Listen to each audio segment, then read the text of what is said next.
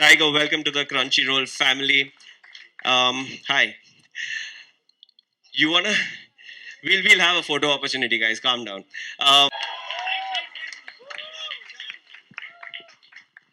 Hi, welcome to the Crunchyroll family, and I want you also to talk to the fans. You guys gotta make some noise for both our heartthrobs on the stage. My answer would be Naruto.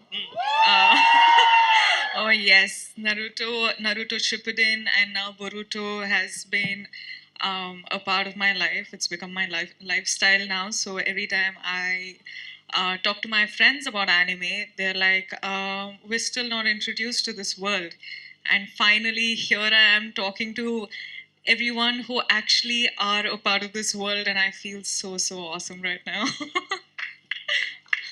Tiger, for you? I think for me, it would definitely have to be Dragon Ball Z, and yeah, a lot of Dragon Ball Z fans here.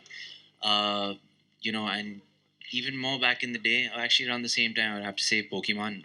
I hope we have some Pokemon fans. Um, Naruto Shippuden. I wanted to say Boruto, but Boruto sort of messed Naruto up for me really badly, and I think so. Yeah. No. Sorry about that, but that's my honest opinion. I'm not happy with Boruto. Um, but I just I'm very old school when it comes to that, and I seek a lot of inspiration from these animes. Yeah. For your action? For my action, yes. Uh, I don't have the guts to say this, and I hope someday that I get a chance to be I hope I get to participate in a live action movie in one of these, if they ever decide to make a live action film of one of these animes. But it's definitely a big responsibility. Yeah. Have you guys seen the Kenshin live movie, the Rurouni Kenshin live movie? Yeah, I thought they did a pretty good job with that one. The Dragon Ball, not so much, but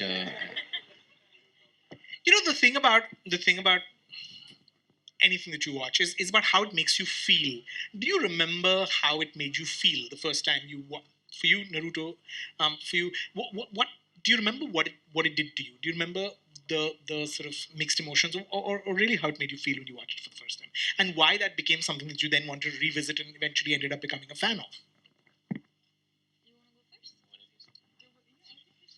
um, well, like I mentioned, I was inspired after watching Goku transform into Super Saiyan. I was inspired when Naruto learned the Rasengan. I was inspired when Kakashi first showed his Sharingan. There's so many moments in anime that just sort of want you just want to get up and do something. Correct. Just it's just an amazing feeling. It's an adrenaline rush, excuse me, and just the emotion is also just we were discussing the emotion. All these animes are amazing. The backstory of each character is just so you connect with each character, not just the main protagonist, which I think the people in anime do just so beautifully. There was an episode in the latest Demon Slayer anime where we finally get to know that Nezuko can walk in daylight. That's amazing. Before that, I thought she was gonna die. My heart melted, and I wanted Tanjiro to just break that so badly. That what level upper moon for demon? कौन सा वो? What was his name? Hantenko. Correct. Yeah, but it's stuff like this that just drives me crazy. Yeah. For you, Rashmika? For me, I think beneath all the action and the superheroism and all of that comes the emotion where they drive all of this from. And be it in Naruto, how alone he's felt because of his, curse, and because of the village not treating him like a normal human being to becoming like the Hokage of the whole village. Just the journey and the concept of never giving up, I think I've driven a lot from the anime on that concept. And yeah, it's all these stories and the emotions that can really make you sob. It can really choke you and tear you up whilst you're just watching, like, anime. So I think that's what I call a lifestyle, because it's no more just an anime for us. It's more than that. And a true anime fan, like I'm sure all of us are, will actually, relate to it. I have to ask the question, and this is actually even for the fans: subs or dub? I think they answered it. They Yeah, answered it that's for the sure. answer. Although back in, I wouldn't say back in the day, but Dragon Ball Z, Goku's voice artist is brilliant. Yeah. Sean is really good. He's got a powerful voice, but again, yeah, OG is OG. Yeah, Japanese and You as well, subtitles. Rashmika? Hands down, like sub any day. Rahul, I'd love for you to weigh in. What do you think it is about anime, and specifically the ones that break out, that sort of speak a universal language? Because, of course, anime can trace its roots back to Japan, and yet it speaks a universal language. What do you think it is that allows anime to do that, and allows, a brand like Crunchyroll to reach out to 200 and some countries, and millions of fans? Yeah, like look, I think anime has such diverse story formats. There is anime for everybody, and I think that's one important part. Like everybody can find an anime that they can connect with, and within those, I think it is the characters, right? Like they're so relatable, and they are so unique. It's like, even the protagonist has both black and white, makes them real, and you can connect with them because there is both black and white. And going back to what Tiger and Rashmika were talking about, the emotions that it incites, right? And then obviously the visuals, the music, all bring the package together. So I think this the story format, the medium, and how the Japanese creators tell those stories, and the complex narratives, all of that together, I think, is what makes anime carry and travel throughout the world. I'm going to ask you all the tough questions. This is probably not the spot you want to be put in. Top three heroes, top three villains. I'm going to piss some fans off. I'm a complete Naruto fan. So Naruto and Sasuke, Madara, and Itachi, the gang, the whole, we have like all heroes and villains in one show, and I think I stick to it.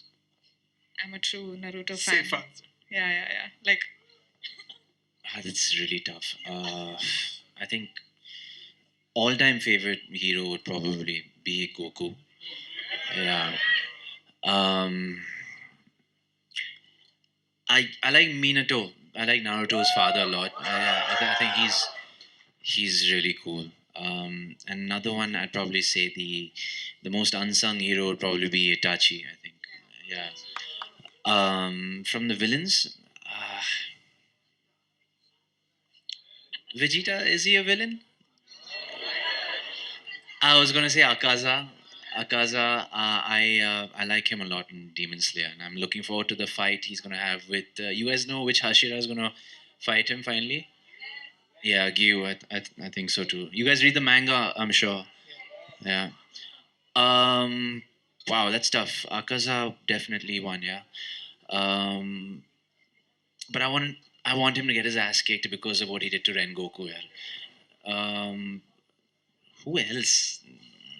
Madara Uchiha. Yeah.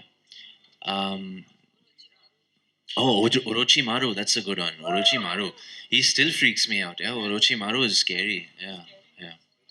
Looking at the fans who come in cosplay, I have to ask: have you found your tribe? Have you found do you have friends who you share this with? Do you talk about anime? Do you watch anime with friends? Do you have a community? Or is it Can you sometimes guys be my friends, please? No, not really.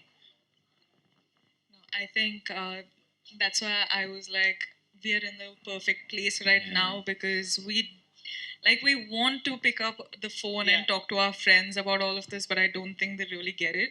So that's why I feel at home right now, because I'm like, we have way too many things to talk about. So How perfect timing for this, Crunchyroll yes. I have a theory, and I want you to tell me whether I spoke to nephews and nieces, and they talk about how anime and specific sort of stories and specific series can be empowering depending on what place you are in your life. I mean, bullied kids turn to anime because it makes you feel invincible, and if you're alone, it makes you feel like you're part of something larger. I mean, are these feelings that you've gone through? Does it sort of, is it more than just sort of fun for the 45 minutes that you're watching? I mean, does any of this make sense to y'all as hardcore fans? Absolutely, and I think Rashmika and I were just discussing a lot of the themes in anime are similar. A lot of the protagonists, always start as underdogs primarily and then come out on top. And I think the primary theme, at least the one that sticks out, is the fact that we never give up. You know, and I think whether it's Naruto, who never gave up on becoming the Hokage, or it's even Vegeta, who was not the hero, but I mean, he's the second lead to Goku. He never gave up on trying to keep up with Goku. Never gave up on becoming a Super Saiyan. Never gave up on just pushing his limits. So I think never giving up is something that is a very constant theme through a lot of these animes. And I think Attack on Titans, how they show the unity. Yeah, it's crazy. It's crazy how each of these animes have their own underline of the message that they want to send. It's not just entertainment. If it was just entertainment, we could just watch it for like the 45 minutes and let go of it. But when you're included, and if you feel like it's a lifestyle, it's something that it's teaching you. So it's much deeper than what we can talk about, and it's these little things that you watch and you pick up all those things to your own life, and you make it a part of your life. So I think that's what keeps us so involved in this anime culture, anime universe. Yeah. And I think that's what we all can relate to, honestly. Do you have much? Do you? I got a Dragon Ball Z swatch today. I'm not sharing. Do you have merch? Do you buy toys? Do you have? I buy toys, yeah. I like to play with my action figures. Yeah. Don't take that in the wrong way, though. Rashmika? Well, like I recently started traveling and I've started to buy the merchandises, but now that I have access to it, I'm going to make the best use of it. Rahul, and then maybe they can jump in as well. What are you really hoping that Crunchyroll will do in terms of expanding the base? Because there is clearly a loyal fan base. Do you see anime as something that those that haven't necessarily discovered it early on in their lives, at a younger age, could also become converts? And do you think that Crunchyroll will play a big role in doing that? Look, I absolutely agree, Rajiv. Like we see this across the globe. There are a lot of fans that come into anime young, but there is also a lot of fans that come into anime later in life. For myself, like I didn't get into anime until I was in my early 20s. And what we are seeing now, especially in the Western world, and I think even in India, is where parents are introducing anime to their kids and experiencing anime together. Like we had Dragon Ball superhero movie, and we saw dads and moms bringing their kids to the movie. They grew up with Dragon Ball, and now they're introducing their kids to anime. So yes, I think anime is already multi generational, and we will continue to see that get bigger. And I think India, like you said, like there's a lot of anime fans, and our hope is that with these partnerships and the work that we will do here in India, we're going to introduce anime to way more fans and grow anime globally. Do you believe, the two of you believe, that there is an audience that's just waiting to be tapped? I would imagine just from from friends, from people that you know, that it is something that that friends will discover when it's out there and accessible in this form. I mean, I definitely, after seeing this turnout and after seeing how aware they are, I think there's definitely a huge demand for anime over here as well. Before I even got to know about Crunchyroll, I used to sort of look for websites, different websites, which weren't official anime websites. I don't want to take any names. I'm sure you guys already know these names, but yeah. So I'm sure these guys were doing the same thing, and now that we have access to Crunchyroll, it's just going to make life so much easier. Correct. I completely agree with what Tiger has to say. This. Is there a specific title that you're waiting to catch as soon as you get your subscription? Do they get a lifetime subscription? Well, Sir, now he's I'm promised. already- Promise on stage, right? Yes. Please make Sir promise this on stage, because this was the first deal that I had, told him. I was like, Sir, I need a lifetime subscription. I'm sorry, but I really need it. I can't wait for those episodes and the shows and anything any longer. Promise on stage. Yes. Okay. Hey, are there some new Naruto episodes coming out? Is what I heard. That's gonna be amazing. I can't wait. Just make sure Boruto's not born yet or something if that's possible. If you can do that, nothing like. Hey, that's the son. I know, You can't do that. You can see Naruto even in Boruto, so it's still worth watching. Hey, don't you guys feel that we should have, and don't you feel that we should have had a few episodes of after Naruto's last movie? Remember that phase? Have you guys seen Naruto's last movie? Yeah. The marriage, post the marriage, before Boruto and all showed up. They should have had that play out a You little really more. don't I like believe. Boruto, Yeah. do you? You really don't like the fellow. That's just my personal opinion. Rahul, can one ever be too old to get into anime? Asking for a friend. Definitely not. Like I said, there is anime for everyone. If you were to pick sort of the typical sort of deserted island question, if you could only watch one series ever, and you would not be that would be the last thing you'd watch, what would you pick? Out of everything that you've watched, if you could only take one. I think Doraemon's so cute. One Piece, yes. And One Piece is still going on. It's never ending. Hunter I- x Hunter. yeah. Full Metal Alchemist. Wow, that. Like, memories just brushing through all of them. Yeah. Can't pick one, sir, for me. It's I know. tough. I'm really tripping on Demon Slayer and My Hero Academia right now. These are the two that. And Bleach as well. Yeah. Let's join just into. Rahul, you can pick one. I think if I had to pick one, it would be Cowboy Bebop for me. The classic. Old favorite. Yeah. Yes, classic.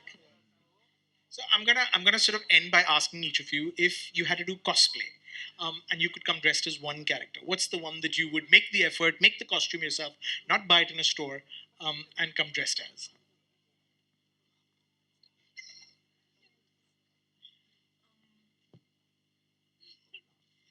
I'll go. All Might from My Hero.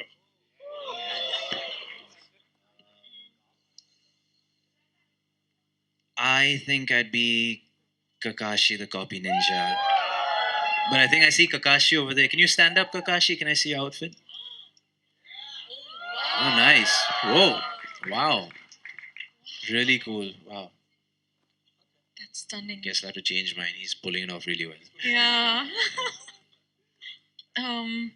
I don't know. I think Hinata.